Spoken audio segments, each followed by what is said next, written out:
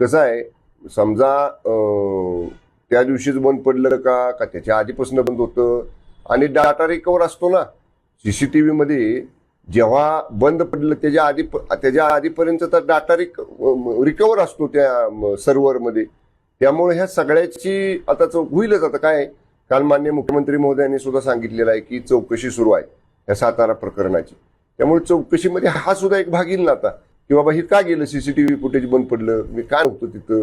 आणि समजा जिल्हा परिषदेला आणि प्रिसाइडिंग ऑफिसर म्हणून जिल्हाधिकाऱ्यांना जर ह्याची कल्पना होती की बाबा ही तर सीसीटीव्ही फुटेज बंद आहे, तर पर्यायी व्यवस्था काय लगेच होऊ शकते ना टेम्पररी सीसीटीव्हीची, ती करायला पाहिजे होती.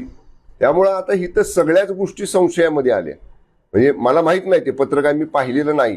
आता शेवटी कसं तुम्ही सांगताय त्याच्यावर विश्वास ठेवला पाहिजे, पण तरी ते पत्र काय आहे, ह्या सगळ्याच गोष्टीचा तर शेवट जर म्हणला ना, ह्या धक्काबुक्की आणि त्या राडा प्रकरणाची जी पोलीस इन्क्वायरी होणार आहे त्याच्यामध्ये ह्या सुद्धा बाबीची चौकशी झालेली पाहिजे.